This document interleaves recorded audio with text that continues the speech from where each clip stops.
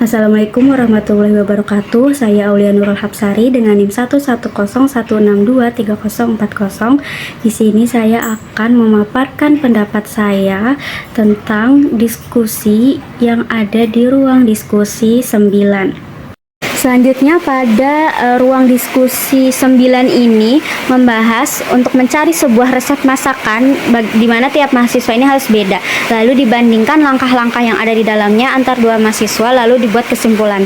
Karena tidak boleh sama, maka sebelumnya saya telah melihat pendapat teman-teman saya.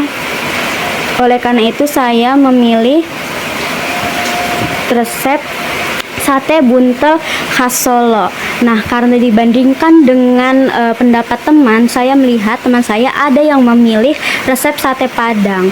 Nah, walaupun kedengarannya sama, yaitu sate, yaitu berupa olahan daging, namun langkah-langkah pembuatannya menunjukkan perbedaan yang sangat jelas dari urutannya maupun dari teknik masaknya. Nah, kalau pada sate buntel ini saya telah melihat sumbernya di internet. Daging kambing ini bisa daging kambing atau sapi dicincang lalu dicampur dengan lemak dan bumbu-bumbu halus atau bumbu basah. Nah, setelah tercampur rata, adonan daging tersebut itu dililitkan pada batang serai atau tusuk sate khusus, lalu dipanggang sambil sesekali diolesi bumbu hingga matang.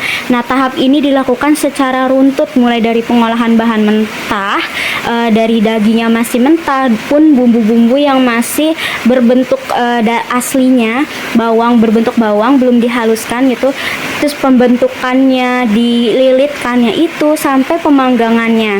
Nah, ini tuh nggak bisa ditukar urutannya. Misalkan dibentuk dulu dagingnya masih mentah-mentah dan utuh-utuh itu, dan juga bumbu-bumbu yang masih utuh dibentuk, dililit, itu nggak bisa. Atau dipanggang dulu bawang-bawangnya atau dagingnya lalu baru dicincang, itu nggak bisa, akan menghasilkan rasa yang beda. Nah, kalau hasil akhirnya itu yang benar itu sate dengan rasa bumbu yang meresap, tekstur empuk dan aroma asap yang kuat jika dilakukan dengan langkah-langkah yang sesuai. Nah, kalau pada sate Padang langkah awalnya itu beda, yaitu dia harus direbus dulu dagingnya sama rempah-rempah untuk ngasilin kaldu. Nah, setelah sampai daging empuk direbusnya. Nah, kalau udah empuk baru dipotong kecil sama ditusuk seperti sate.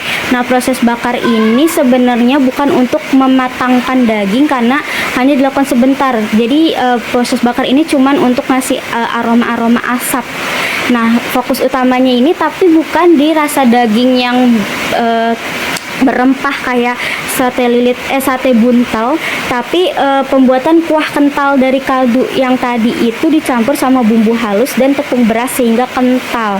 Nah, saat disajikan ini sate ini disiram kuah kental tersebut yang warnanya kuning atau kecoklatan gitu.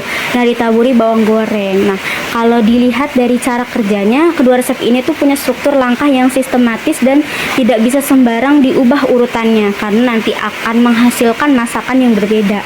Keduanya sama-sama terdiri dari input atau bahan mentah, proses atau serangkaian langkah teknis, dan output atau hasil akhir berupa masakannya. Nah, perbedaan teknik seperti memanggang langsung dengan olesan sama memasak dengan kuah kental itu menunjukkan bahwa meskipun bahan akhirnya sama-sama sate atau daging hasilnya, tapi algoritma atau langkah memasaknya ini bisa sangat berbeda tergantung pada cita rasa dan budaya daerah asalnya. Sekian pendapat saya. Wassalamualaikum warahmatullahi wabarakatuh.